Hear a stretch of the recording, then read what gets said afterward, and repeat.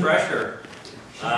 Good evening, you guys. I'm Dr. Lodel, I'm chair of the political science department, and I was asked to talk today or this evening a little bit about the European Union and what's going on there. I had put together a presentation that I did about 3 weeks ago to a group called the Foreign Policy Association of Harrisburg on the Euro zone, kind of the Euro crisis, but it's very much kind of related to what, understanding what's going on in Europe and some of the, crises and crises that are, enmeshing the European Union and the European states do center around the Euro. So I'm not necessarily going to go through this, although there may be a couple kind of points that I may click to kind of maybe highlight a couple themes, a couple ideas.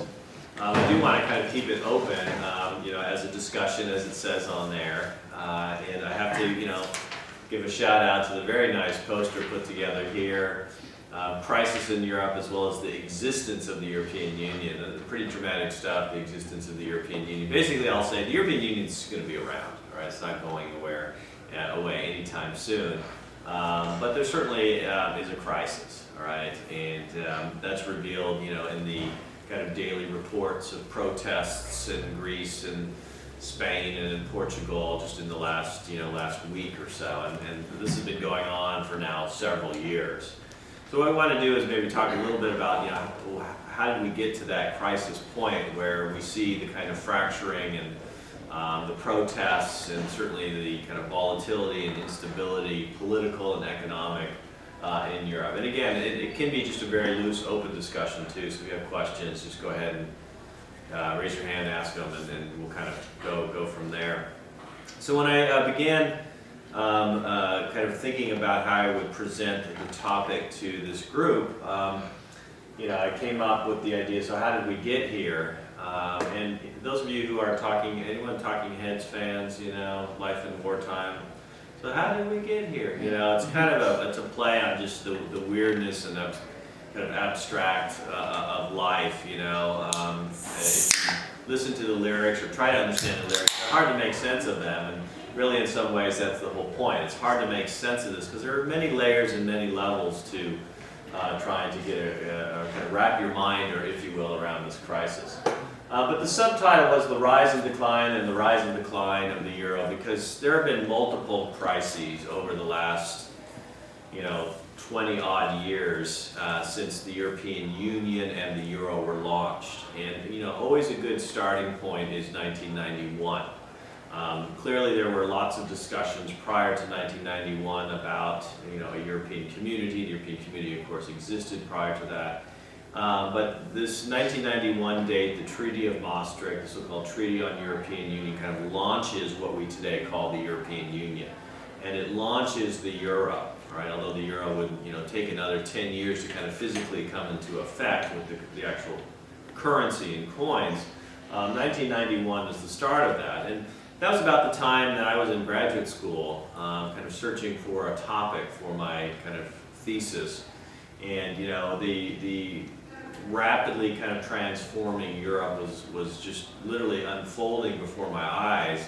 And it was raising lots of interesting questions, theoretical questions, but just practical questions. How does this thing going to actually work, right? This European Union, how's this Euro actually going to function, all right? So I was very interested in just kind of thinking about a topic and kind of exploring this, and kind of came into it as my own undergraduate kind of thesis and thinking about where we've come. But the point is that over those 20 years, from 1991 to where we are today, there have been repeated kind of crises and moment of crises. And the lesson to be learned is that despite the fact that this is probably the biggest crisis in some ways that they faced in 20 years, all of these crises have been overcome, all right? Not without a lot of pain and discomfort, not without a lot of symmetry and high politics, not without, Germany under the microscope. Are the Germans going to act like Germans again, and start, demanding this and demanding that? And the French always kind of scrambling to kind of, get their head in the camera and say, don't forget about us. And certainly some of that, north-south division within Europe, north kind of represented by Germany and maybe some of the Scandinavian countries and the Netherlands and what have you, and the southern countries, the Greeces and the Portugals and the Spains and the Italys of the European Union. We've seen this all before. There were these divisions and these divides and the conflict between Germany and its kind of dominant political and economic power and voice in the European Union, and maybe the lesser powers of the European. We've seen this before. The British were early members of this emerging crisis, but once they were kind of ejected from the kind of emerging Eurozone in the early 1990s, they've been pretty much an outsider, and somewhat remain an outsider in this debate. We're really talking about kind of the core of Europe, the continent of Europe, and kind of the core members of the European Union. I'm going to jump ahead here. As I mentioned, the 1991 date, it's always important to remember, so how did this thing get created, all right? And it's important to understand, again, the historical context, okay? Europe was divided, as we know, in the Cold War, right? You're all Polski students at one point or another, so you know the Cold War history, but it does come to an end in 1989, 1990, 1991. And it's right in this kind of 2-3 year period that the Europeans themselves are kind of faced with their kind of a major crisis, a crisis of identity. Like, what does it mean to be in Europe, right? And the answer really for many of them was, it's the European community / now going to be called the European Union. That was the answer to their identity crisis. I mean, up until, the Cold War ended, Europe was essentially occupied and controlled and in some ways limited in its options for developing its own identity, right? They had their nice little cozy Western European club of countries, and there was a European community kind of building up. But now in 1990, 1991, it was really in the hands of the Europeans themselves to decide their future and decide their fate, right? The Soviet Union had, essentially imploded into Russia. Russia then, of course, retreats kind of into, a small stature kind of status for a while. Hey, Frank, how you doing? Thank you. Are you joining us tonight? I do want to come to your talk. Very nice. I'm sorry I'm a little late. I had an anime club meeting. Dr. Hoffman from Philosophy, thank you. Hey. So the Europeans had this kind of moment when they really had their own future, their own destiny in their own hands. Fortunately, they had been talking, obviously, about, turning the European community into something more bigger or powerful, integrating their economies, creating a currency, a euro, that would kind of match that. But it all comes together in 1991 with the Treaty of Maastricht. And there were a number of reasons why it all came together. Some of those are economic. There had been the basic economic arguments, why a single market and a single currency are good for Europe, right? And of course it's good for business, it's good for trading, it's good for investment.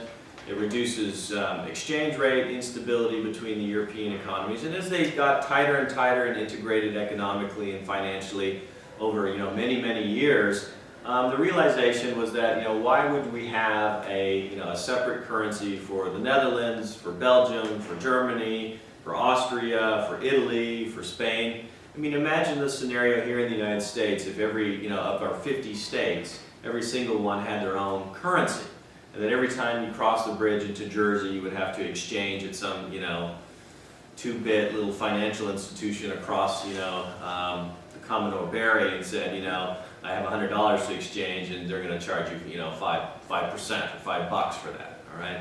Well, it's inefficient. It's bad for business. It's bad for tourism. It's bad for consumers. It just didn't make any economic sense. And if you're talking about, hundreds of billions of dollars of exchange of goods and services, you're talking about real money at that point by creating a single currency. So there were many business groups and economic groups that said, we need to do this. The time is right, but of course, the time wasn't right until kind of the political moment came. And again, the political moment is the end of the Cold War and the idea that Europe now has a chance to kind of craft and create its own, its own future, its own destiny, which, to their credit, the leaders of that time, especially in Germany, the chancellor at the time, Helmut Kohl, and Francois Mitterrand, the president of France. These are two guys who understood kind of the historical moment, right? These are people who had grown up in wartime, who understood, you know, the history of Europe as one of conflict and war, and this was their moment, their chance to really truly kind of cement these nation states of Europe into something bigger. And that would be the European Union, and kind of the mechanism for kind of linking them together would be the single currency, the euro. You know, Helmut Kohl famously at the time said in 1991, as they were talking about, you know, this whole European Monetary Union project and the European Union more broadly, said, you know, political and economic monetary union are two sides of the same coin, right? We need to unite Europe politically, that would be the European Union, and we need to unite Europe economically, and that would be the euro, right? And that would be the way to kind of fuse Europe together, kind of glue it together, bind it together forever and forever. At least maybe they thought, all right? I'll get your question in a second.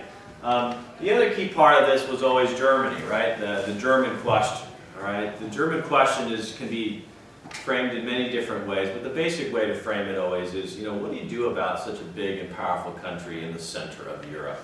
And the answer was, lock it into the European Union. And most Germans agreed, this is fine, right? This is a good idea. And the German leadership at the time said this was a way to kind of show good faith, right, to Europe and to the future of Europe and kind of overcoming the final divisions of Europe, right? And now those Eastern European countries would quickly kind of latch on and connect themselves, and now we're representing Poland in the European Union simulation class, which, you know, when I first taught this class, you know, Poland wasn't part of the European Union simulation, but now we have it. The last point, and then I'll open it up for a quick question, was one of the interesting things to think about today in understanding the crisis is that there really seems to be kind of a big disconnect, an increasing disconnect between kind of mass public opinion and elites up here. And one way of understanding Europe and the European Union is to understand that the European Union was always very much a top-down kind of project, a political project, understood by elites, understood by political and economic leaders, and kind of foisted upon, you know, the masses. And public opinion was generally, you know, mostly if you looked at public opinion polls, favorably inclined to a lot of what the European Union was about and the so-called European project. But they weren't really always kind of asked their opinion about this. Now, of course, we have increasing use of referendum in Europe, and, you know, famously in, you know, 2005, you know, the French and the Irish said no to the European Union developing constitution, and that was an early indicator of trouble to come, because if you can't rely upon the public support for this project, in the long term, it could be doomed to failure, right? But back in 1991, there was no kind of referendum or approval from the people. This was imposed upon Europe.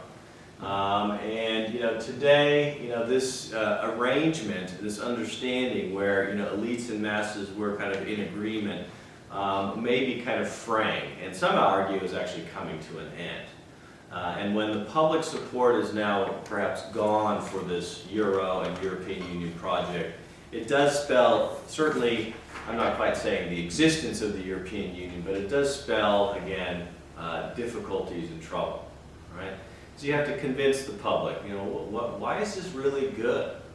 Right? I mean, if you're an average Greek citizen and you're being asked, you know, to cut in your pensions and cut in your Social Security and your loss of your job and, you know, higher tuition rates, certainly loss of income and 25% unemployment, you know, you're scratching your head and saying, you know, this may have sounded good 20 years ago, and in fact was good for Greece for a while. Now, you know, you take any kind of public opinion poll in Greece and you see it flipped, you know, you see the kind of support kind of flipped over on its head. I just had a question out of curiosity. I know you mentioned that United Kingdom was sort of an outsider, and they still retained the pound. They didn't go with the euro, right? Mm-hmm. Was it just because the fact they were an outsider, or was there some sort of financial reason for not going with the euro for them? There's a lot of reasons, you know. Okay. I mean, some of it is just kind of cultural and historic kind of belief in British power and influence and being kind of limited or constrained by certainly Germany or you know the Eurozone. Some of it is economic, the fact that Britain could kind of stand outside the Eurozone economically and still maintain a kind of a position where it said it somewhat doesn't need the euro, right? A lot of its trade, a lot of its business was still outside the Eurozone. That's changed a lot over time. But there's kind of the Norway argument. Norway says it can stay outside Europe or the European Union, at least formally, because it has enough wealth and resources to do so. It's not reliant upon the EU in many ways, right? And it has trade agreements with the European Union. Right. So it's a good question. Now, one of the things that we should know also about this European Union crisis is that a lot of the problems that have focused on the euro were known from the beginning. Right? There was nothing new. These were things that scholars and journalists and many politicians at the time knew. They knew that if they were going to set up a currency union, there would have to be some mechanisms to control spending, right? And whether you agree with austerity or not, the idea was that most of these countries would have to kind of try to get their economic houses in order in one form or another, especially eventually to join the euro. There were rules in place, but the rules ultimately are enforced by the member states themselves. And this is the idea that any international organization that you look at, and those of us who are in political science who study international organizations, I mean the primary weakness of international organizations is what?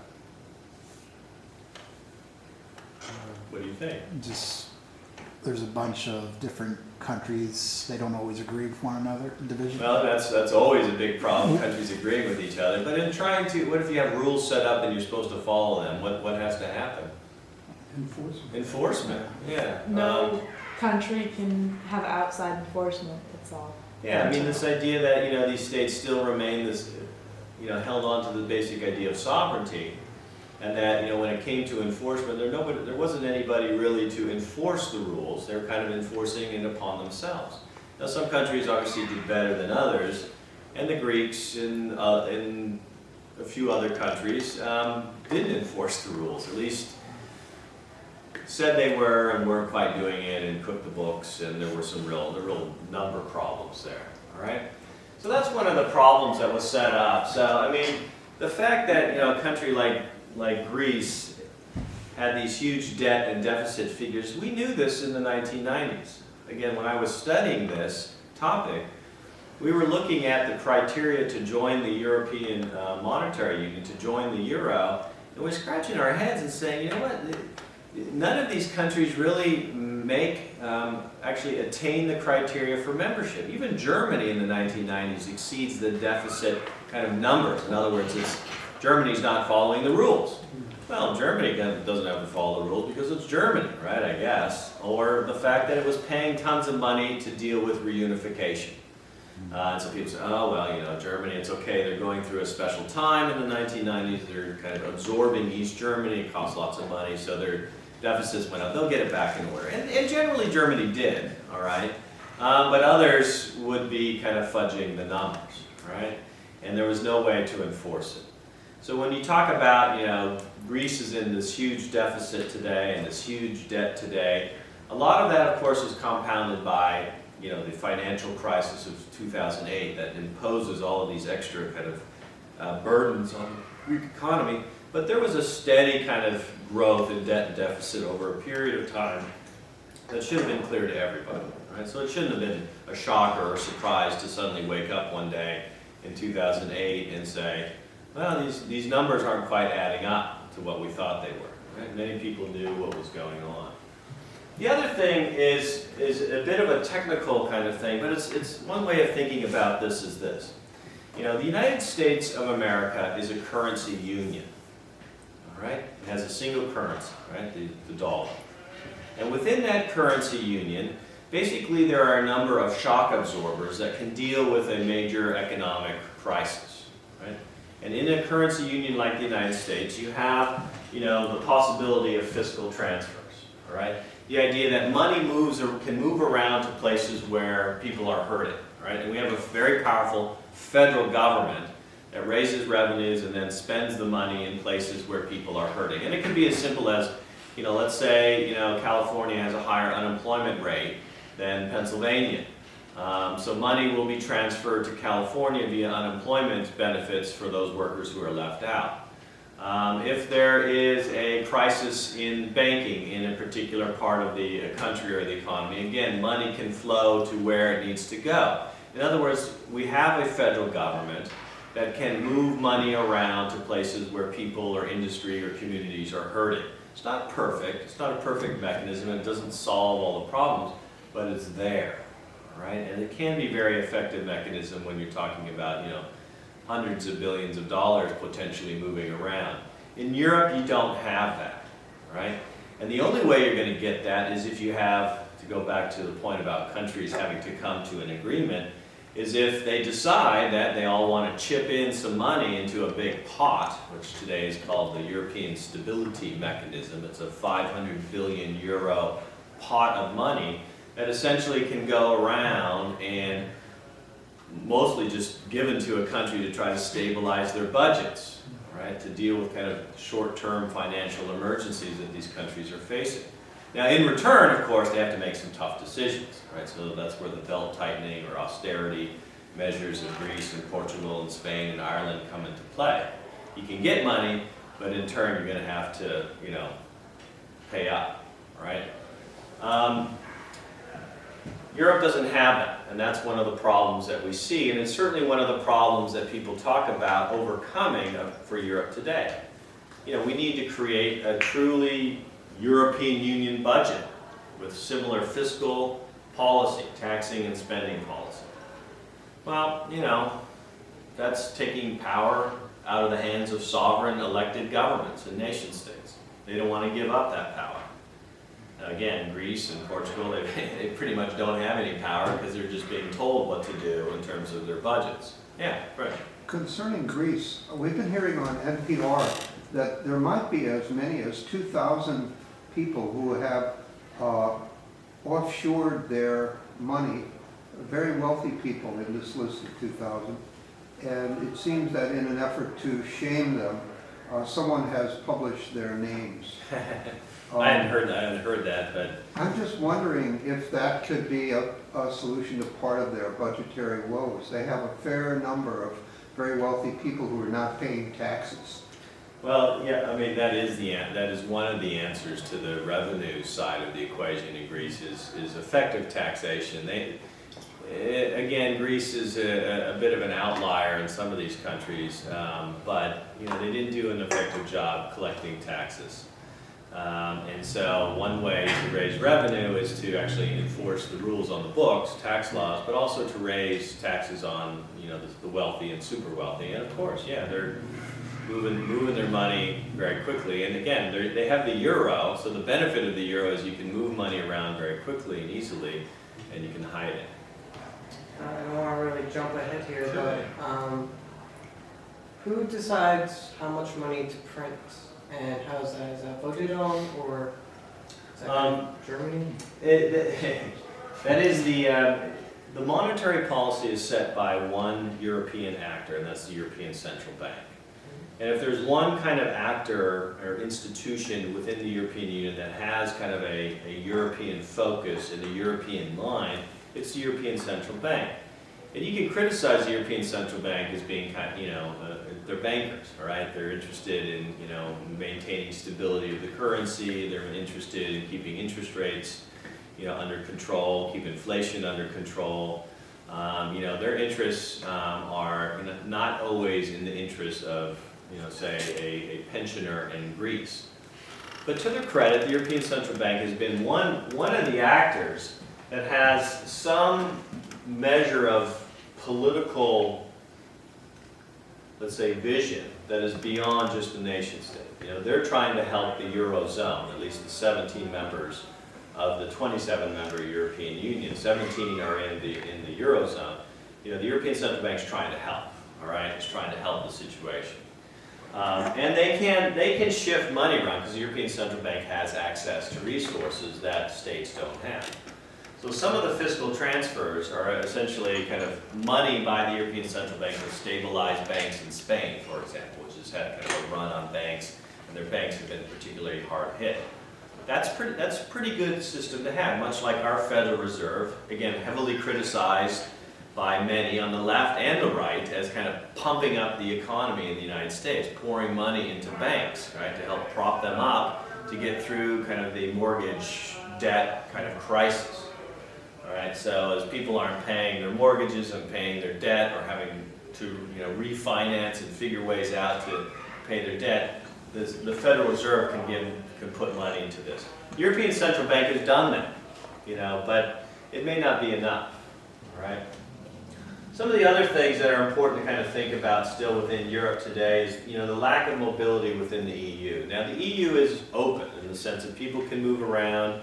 You can, move your residence. As a young person, you have a European passport. You can, get your degree here and study there and get a job here. And in many ways, it has a lot of trappings of mobility. All right. The problem is it's still somewhat of a rigid kind of society, and the rigidness is still at the national level. All right. So people still don't, like in this country, if you lose your job and you're, working in Pennsylvania, and you're an accountant or something, and you look at the jobs and it says, go to Phoenix or go to Texas or go to Florida or North Carolina. You go. I mean, most Americans have a pretty easy time picking up and moving. They may not like it. They may be family or schools and all these kinds of things. But most Americans, it's pretty easy to kind of pick up and move. And again, this is kind of a shock absorber within the United States that in the European Union doesn't exist. And I use that term shock absorbers because, as you think of a crisis as, a lot of this shaking, right? A lot of this volatility, a lot of this instability. And it's hitting people, it's hitting banks, it's hitting countries, hitting individuals. To have shock absorbers is kind of the way to kind of soften the blow, right? And the European Union doesn't have a lot of shock absorbers. I mean, the European Central Bank, as I said, was one. But the fact that people won't just pack up, and I mean, if you're living in Greece, are you going to pack up and move to Germany where the jobs are? Probably not, all right? What they're doing is packing up and leaving Europe. They're coming to the United States, or they're going to Australia. They're going to where, places where they can hide their money. I don't know, But many young Greeks, especially the educated, you think about a brain drain kind of problem in Greece, many of the best and brightest young Greeks say there's no future. There's no future here. We're going to pack up and leave. All right, some of them are going to Great Britain, right, trying to get because they can travel to Great Britain, they can live there, maybe find a job, and they're not subject to the same kind of visa constraints of somebody kind of from outside the European Union. The last point I want to say is political union. All right, so this whole talk in a way is centered around a crisis of the European Union, and it's this idea that has been around and had been around from, when I said, Helmut Kohl said, political union and economic union are two sides of the same coin. What they did was they focused on one side of the coin, the economic and financial coin, the euro side of the coin. But they forgot what was on the other side of the coin, which is the capitals and the state, interests, and locking those into a firm political union. And so when it all kind of comes spilling to a head is what most people will call the sovereign debt crisis. All right, and this is just a bunch of other stuff here. This is the crisis was something called the sovereign debt crisis. But basically what this means is that for a period up until 2008, you could be the Greek government and issue your debt, your Greek sovereign debt, equal to the value of the German sovereign debt. And people accepted your debt equal to Germany's debt at a certain interest rate. All right?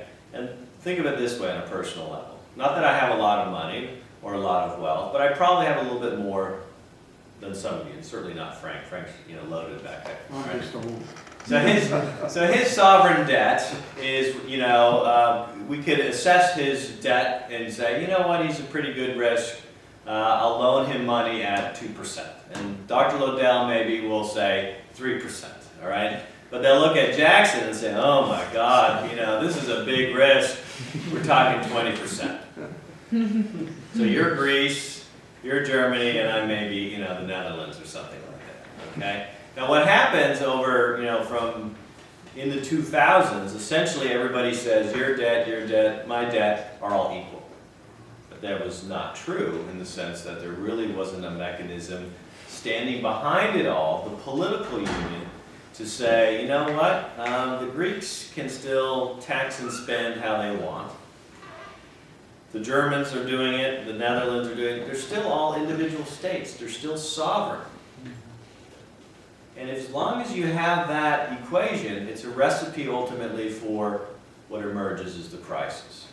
And people, investors, for better or for worse, the investors and currency speculators are looking at Jackson a little bit more carefully in 2008 and saying, it's not adding up.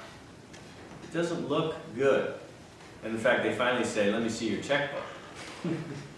And when there's, nothing in the checkbook other than a bunch of negatives, things begin to spiral downward. Now, all of this, of course, is hit by a global recession, global financial crisis, mortgage, real estate crises in Ireland and in Spain. There was a lot of private sector debt, so individuals, we're not even talking about states, just individuals were in debt, much like in the United States. We were all integrated and connected, all right? That's another important point to understand. The United States economy is very much linked to what's going on in Europe. And as long as Europe stays a little bit sick, the European economies, if the European economy is sick, it's going to spill over to the United States. It's going to affect us and cause our own economy to drag, all right? Now, the Europeans have been trying to do a bunch of things to try to fix this, but really it's a fundamental question, all right, about what is the future of Europe, all right? Now, I'm borrowing from some recent articles in Foreign Affairs. Timothy Garton-Ash is a really well-known British historian. I think he's at Oxford. He wrote that, the European Union is going to collapse. I mean, he sees it kind of coming to an end. And in some ways, that would favor the idea of the existence of the European Union may, in fact, coming to its final end. And he explains it in terms of history and generations. He says, younger Europeans don't remember, the great crises of the 20th century of Europe: war, conflict, Great Depression, genocide, Holocaust, Cold War, division, divide. You see that picture, and it's a very nasty, ugly, brutish picture.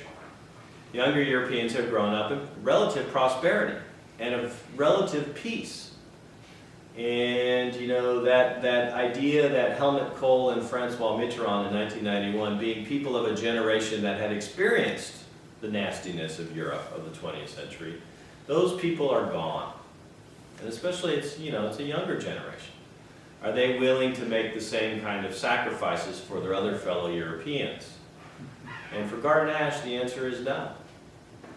It's increasingly, kind of headed in a direction where, let's say I'm an average German, 30-year-old or 40-year-old who, has grown up in relative peace and prosperity, and now you're asking me to, bail out the Greeks. What for? Right? If I'm, looking at the Greek press, all I see is images of, Chancellor Merkel dressed up in a Nazi uniform, with her jackboot to, Greece's throat. What does that say about, peace and harmony and cooperation in the European Union? Now that may be just a nasty kind of populist and nationalist undercurrent in Greece, but it's pretty strong. All right? It's maybe not the majority viewpoint. I don't think it is. And the majority viewpoint voted in, a new government through several elections in May. And, for better or for worse, they're barely holding the center.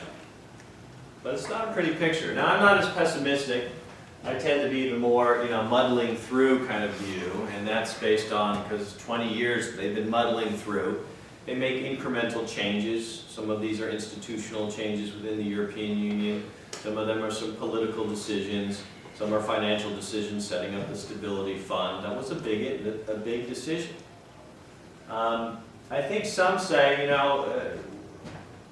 we need the big one though. We need the big political union, right? How do we escape the sovereign debt crisis?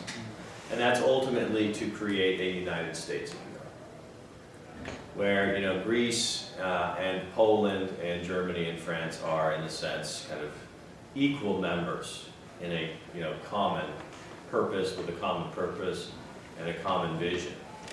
And that would mean, fiscal transfers and a common fiscal policy. They already have a common monetary policy. That's the European Central Bank. That was your question about, who's kind of running the show. But they need to go much further. That's a hard sell right now. As, whenever there's economic problems and crisis, people turn inward, right? They turn towards what they feel comfortable with. And what they feel comfortable with is the nation state, their own country, their own currency, their own culture, their own borders, their own people, however they define it. So you're asking a lot, and I don't think it's going to happen.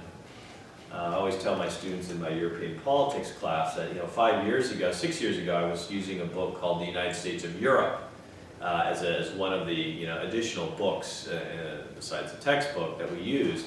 And, we were optimistic, and there was, the flag, and the Constitution, and the Euro, and open borders, and European citizenship, and more younger people identifying themselves as Europeans. I mean, it was like, that's done. At least done for a while. I don't think it's over, but it's certainly done for a while.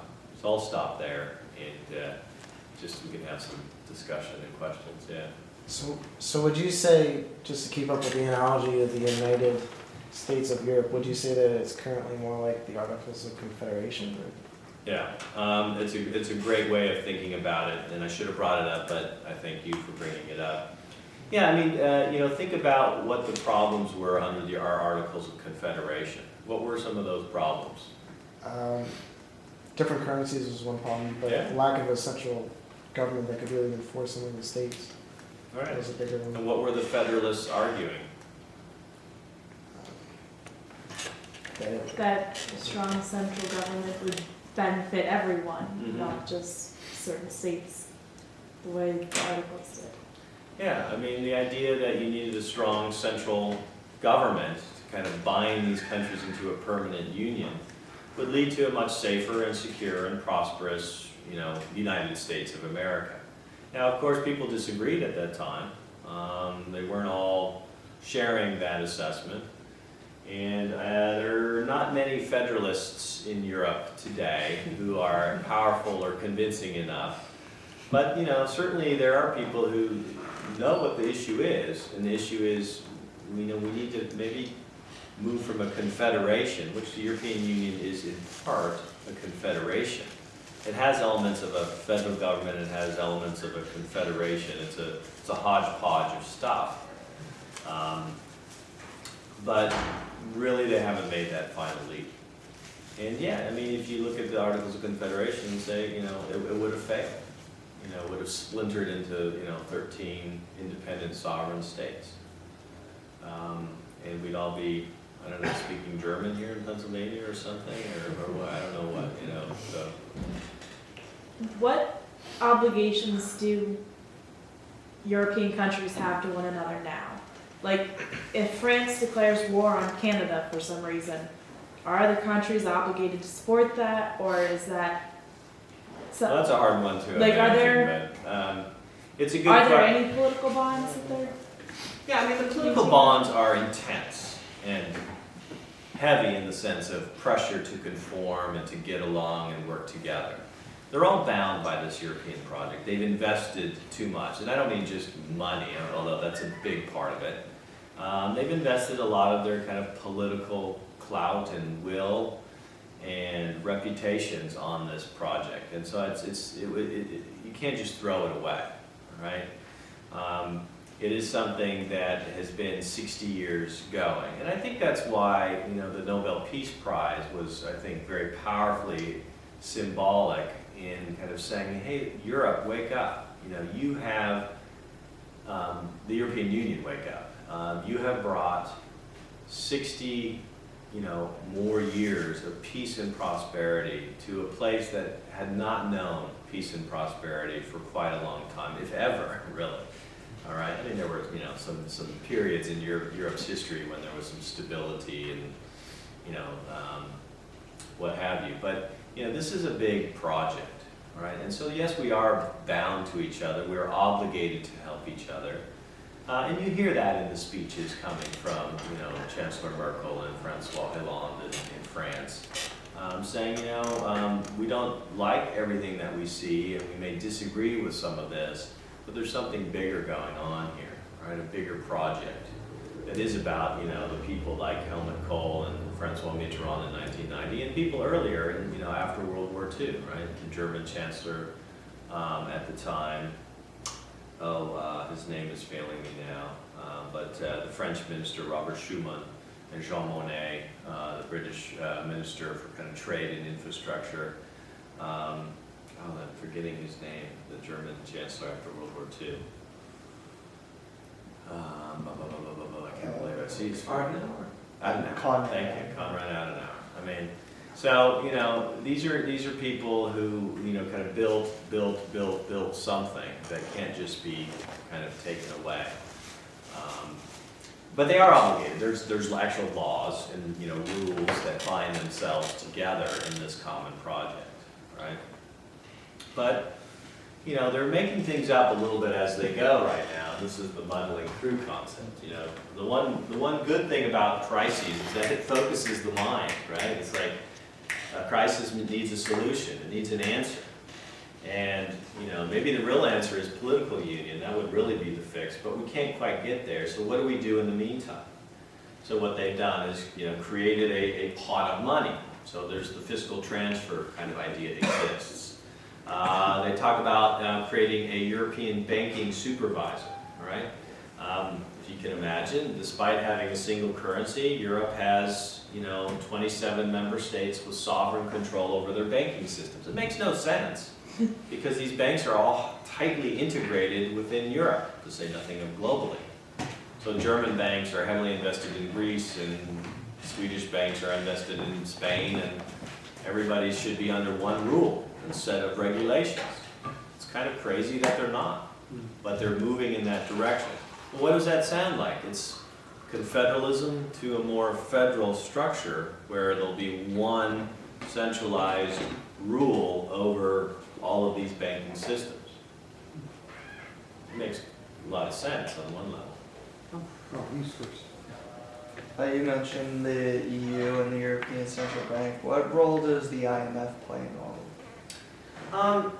The IMF is involved in the sense that it is a contributor of money and funds to that European stability pot of money, right? And because of that, it has some say in how the money is dispersed and under the rules and conditions under which the money is kind of dispersed. And we know that the leader of the IMF is Christine Lagarde, who's a former French finance minister, who is very well acquainted and knows all of the European finance ministers. They're all friends. They pick up the phone, they talk to each other. The money that came into this European stability mechanism was 500 billion euro, which is the centerpiece of the debates, right? So when Greece needs 13 billion euros to deal for the next 2 years with its budget, it goes to this European stability mechanism, which is kind of a quasi-IMF-ish type entity. But the money comes from the European Central Bank, its own reserves, from the European government, so that's where Germany and others have to contribute, and the IMF. So all three of them have a say over this process of doling out the money. Is that the so-called troika? Yeah, exactly. And they generally have a very similar point of view largely on what needs to be done, but it's their point of view, and it's one that demands tougher and tougher kind of belt tightening and budget reductions and austerity. And one could argue that it's only causing the problem to get worse. Right? As you tighten the belt further, consumers have less money to spend, they don't spend the money, they're not buying products, that further stifles the economy, the government goes further into debt because it has to, pay out more money on Social Security, unemployment, not raising enough tax revenue, which lays off more workers, they have to go get more money, it's a cycle that many people say is driving Europe, into, real existential crisis. Right? And the crisis will be that point when Greece leaves, maybe. I'm thinking about Ireland lately because it wasn't too long ago that we heard they were in this flush IT boom. There were a lot of rich people in Ireland. They were living very well. And most recently we've heard about ghost estates, where there are these huge tracts of houses that are totally empty because people couldn't pay their mortgages. And I've lived in London for 3 years. My perception is that the English people think of Ireland as sort of like, although it's Great Britain and Northern Ireland, it's actually, they're sort of like country cousins from an English perspective. And I just wonder if there's a strong enough mechanism and the political and social will to help Ireland from the UK standpoint. Scotland is a very big player, but what about the mechanism? Would they be helped in the case of a big collapse in Ireland? Well, Ireland did have the big collapse, and what you're talking about with these ghost estates is exactly what happened in Ireland. They faced a crisis in real estate. There was a lot of paper wealth, a lot of people very wealthy. I mean, I don't have any Irish family, I have some close Irish friends, whose parents still owned, a 2-bedroom flat in Dublin, and it was worth, €1 million, when, 5 years prior it was worth 200,000 euros. So there was a huge real estate speculation, a bubble, a classic speculative bubble, which we had here in the United States, which burst. So the wealth kind of collapsed. All of a sudden, people went from, at least on paper, super wealthy to having nothing. And a lot of that real estate development was predicated on, building homes for all the people who were, somehow making all this money off real estate. And certainly some did, and probably some got away with it. But most people didn't. And so what happens is that real estate bubble collapses the kind of finances of the Irish government, in part bailing out banks, partly in dealing with the kind of aftermath of people, out of work and out of luck because they had speculated and gone into debt so much that, the Irish economy was one of the first to kind of crash. And what Ireland did was essentially make a deal with the Troika for, I don't know, it was a fairly significant amount, 70, 80 billion euro kind of, and this is already 2 years ago, right? To help fund their debt crisis, right? To give the country the kind of finances to kind of get itself back on track. That led to a lot of pain in Ireland. Pain in the sense of, people had their pensions cut, people had reductions in, income, jobs were lost, students had to pay more to go to college, everything went, all the fees, all the costs, everything went up to help pay for this. And if you ask anybody in Ireland today, they are pissed off. Pissed off in part because, they blame outsiders, speculators, real estate investors, the United States investors, Americans who had Irish roots who suddenly found themselves back in Dublin buying up property, and then, quickly bailing and leaving, and leaving the mess to the Irish. And they are angry because they're now kind of maybe locked into a long-term period of, very stagnant, if any, economic growth. And, so the influx of money and jobs that were part of that Celtic Tiger, picture, that's all gone. It's all gone. And now Irish are leaving again. They had a brief inflow, and if you know Ireland's history, it's one of outflow.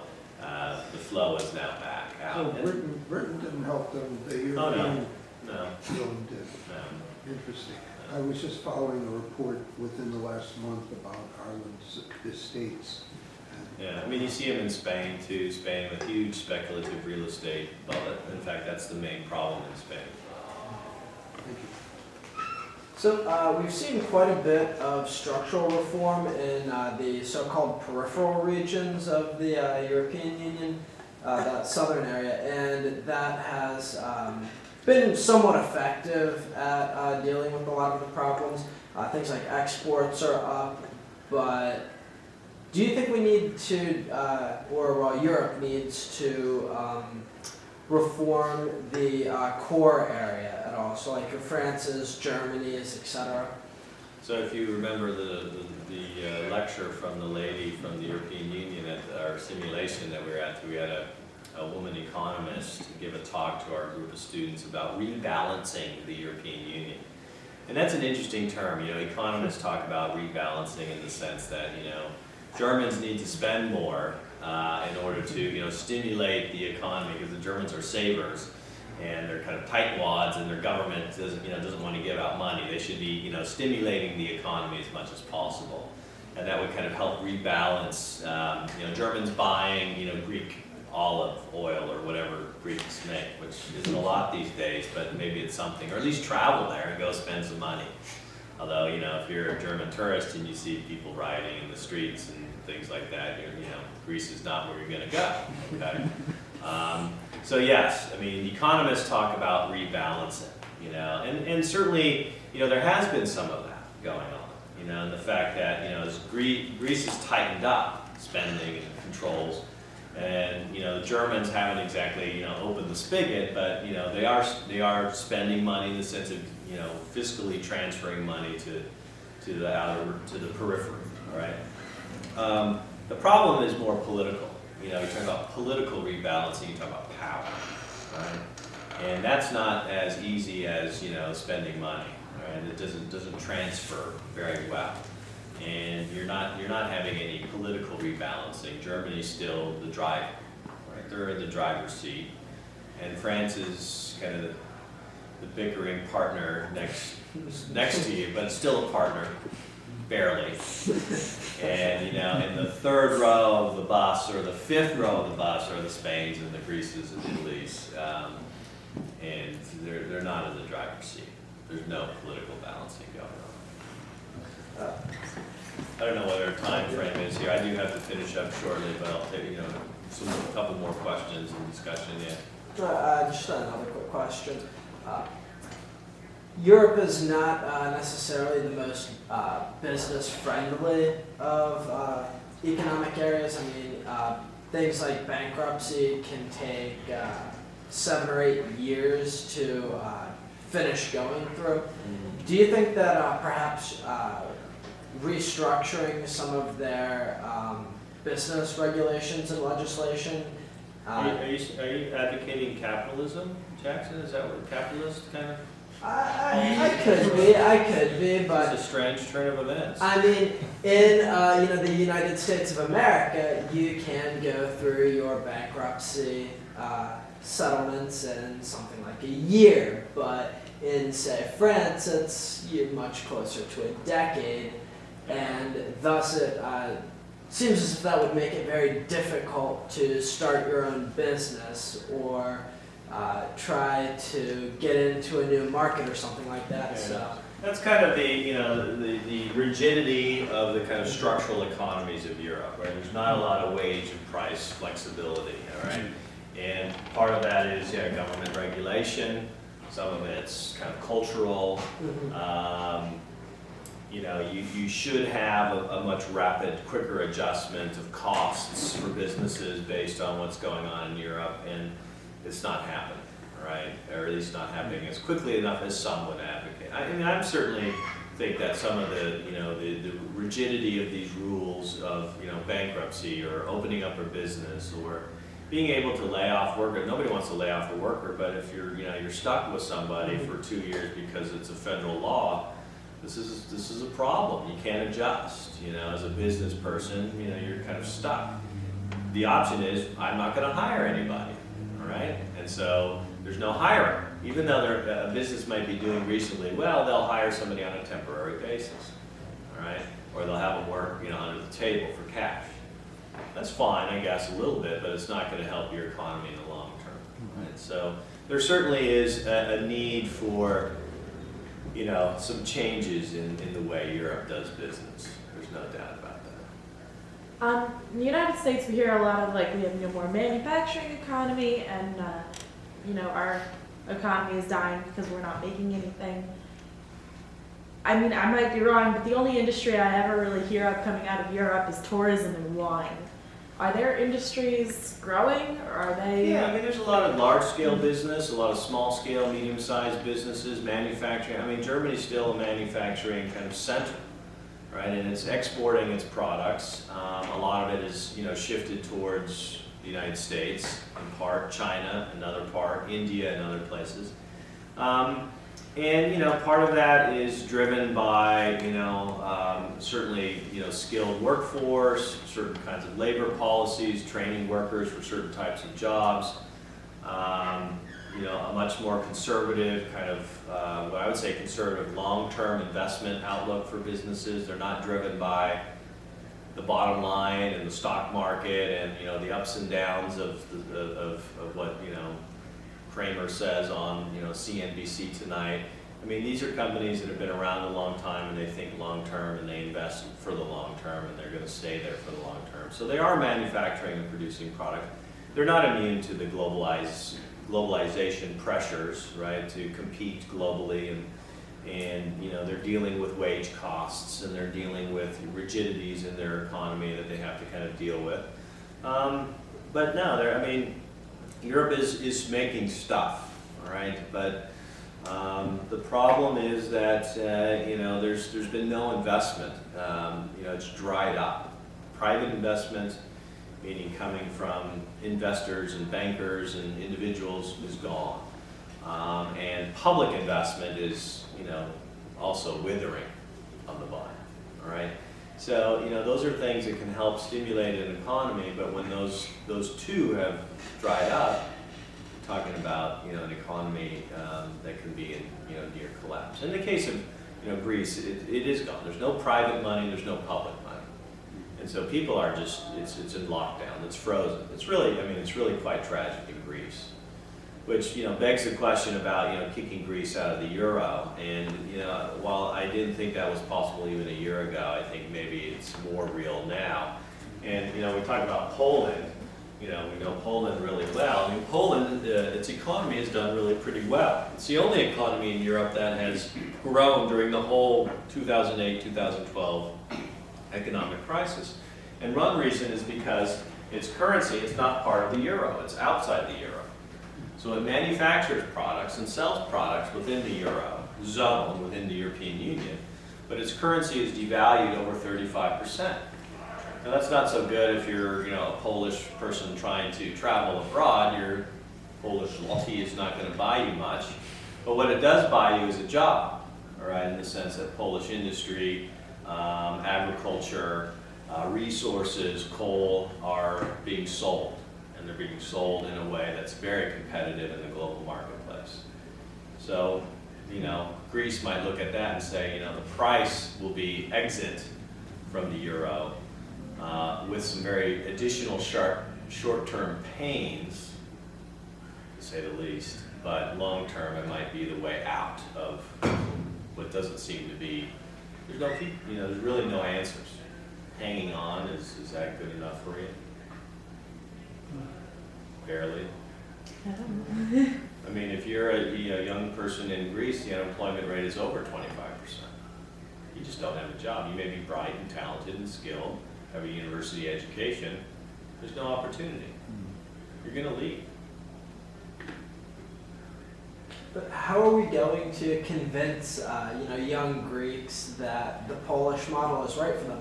I think that part of the reason Poland's been so successful throughout the financial crisis is simply that they're much less developed. Something like 30% of their population is still classified as peasantry.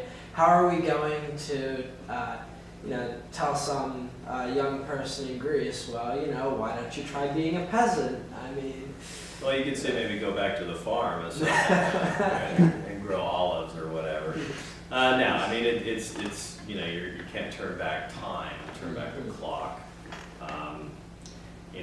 There's many pieces to that German or to the Polish model that, obviously Greece can't follow, all right? So, but there may be some. There's no, it looks a bit bleak right now, and you could say it's not bright future, and there are going to be continued crises over the next few years. They haven't figured this out. I do believe that the EU will muddle through and continue to build and develop, and if you remember the slideshow, she talked about the last step being political union. The problem is they had it wrong. They should have done the political union first, start there, and then build all the economic union and financial union and banking union and fiscal unions and blah, blah, blah later on. Well, I'm not really a fan of investors so much, so I might be a little bit biased, but a lot of people are just saying, why not, advocate debt forgiveness or something like that, which we haven't done since the Great Depression. But I think that's kind of like quantitative easing or anything like what we call here. It's just There's been debt, in the Greece case, there's been significant debt forgiveness, actually. Private banks had to write off anywhere from 25 to 50% of their loans to Greece. All right, so, and most of these were German banks and French banks, who then went to their governments and asked for, help. Okay, so the investors themselves who got trapped into the speculative bubble and maybe made a lot of money and then lost a lot of money, they're still coming to you and I, the taxpayer, for a bailout. All right, but there has been some debt forgiveness, maybe not enough. Should be more. Greece looks like, I don't know, third world country. I should go. A lot of good student questions. Great session. Yeah, thanks for coming. I'm glad it was posted, so I know about it. All right, take care. If Greece were to pull out of the euro, and go back to the drachma, essentially you would have a complete writing off of almost a ton of Greek debt there's a lot of international pressure. to keep them in.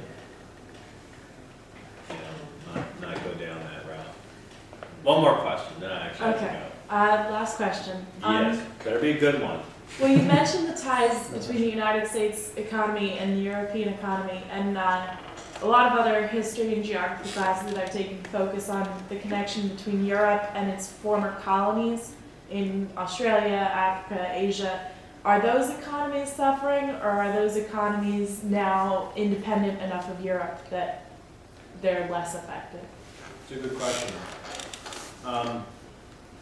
Some if you look at Australia, it's independent enough, all right? And Australia, is fortunate to have a great deal of resources that are in demand, natural resources, especially by China, and food, agricultural exports.